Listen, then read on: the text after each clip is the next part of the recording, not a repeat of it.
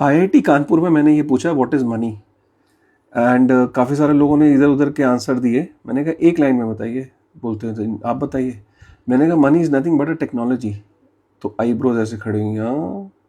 मैंने कहा आप बताइए, इंडियन इंस्टीट्यूट ऑफ टेक्नोलॉजी में टेक्नोलॉजी का क्या मतलब है? जैसे टेक्नोलॉजी का मतलब है सिंपल वर्ड्स में कि एक ऐसी चीज़ जो लोगों की ज़िंदगी को इम्प्रूव करे, हेल्प करे।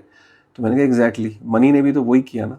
मनी ने लोगों की ज़िंदगी को इम्प्रूव किया। सोचिए ना, बार्टर सिस्टम में कितनी परेशानी थी।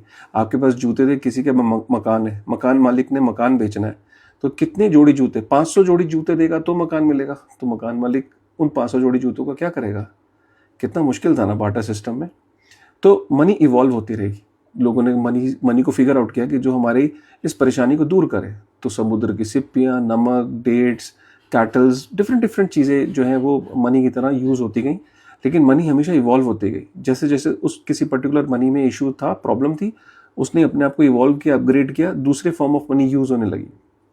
तो बार्टर सिस्टम में हमने देखा कि डिफरेंट चीज़ें यूज़ हुई। फिर उसके बाद मेटल्स आए, मेटल्स भी इवॉल्व होते गए। कभी ब्रॉन्ज यूज़ हुआ, कॉपर यूज़ हुआ, सिल्वर यूज़ हुआ, गोल्ड ने काफ़ी लंबे समय तक, क्योंकि गोल्ड एक बहुत ही बेहतरीन परफेक्ट फॉर्म ऑफ मनी रही। आज भी वो as a store of value use होता है। सेंट्रल बैंक्स आज भी बाय कर रहे हैं, लोग आज भी बाय करते हैं। ठीक है। तो गोल्ड गोल्ड के बाद क्या हुआ? जब गोल्ड के बाद आपकी पेपर करेंसीज आई। पेपर करेंसीज कैसे आई कि भाई गोल्ड को मूव करना बड़ा मुश्किल है, तो चलो गोल्ड को एक जगह रखते हैं और इसके ऊपर उतनी ही करेंसी प्रिंट करेंगे जितना गोल्ड होगा। 1971 में वो भी खत्म हो गया। फिर 1971 में गोल्ड स्टैंडर्ड हटा, फिर जितना मर्जी प्रिंट करो। ठीक है। उसके बाद क्या हुआ? मनी भी, जो पेपर करेंसी है वो भी डिजिटल हो गई। ठीक है। आपका डिजिटल में आपके net banking, digital currencies, credit card, ये सारी चीज़ें आई। आज मनी भी पूरी तरीके से डिजिटल हो गई।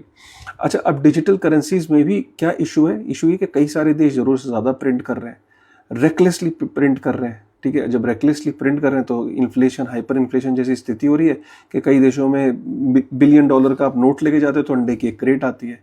तो लोगों का विश्वास इसमें खत्म हो रहा है। ये सेंट्रलाइज्ड जो सिस्टम्स थे कई देश में, इसका मिसयूज हो रहा है। तो इसका मतलब कि मनी वहाँ पे इवॉल्व होना शुरू हो गई। तो मनी जो है, जैसे जैसे इंटरनेट बढ़ रहा है तो पूरी दुनिया की इकोनॉमी अब इंटरनेट पे बन रही है।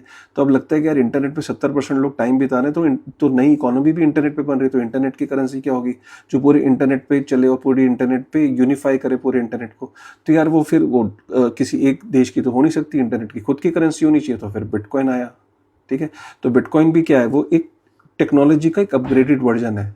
तो if money is a technology, then Bitcoin is the latest evolution in the cycle of that money.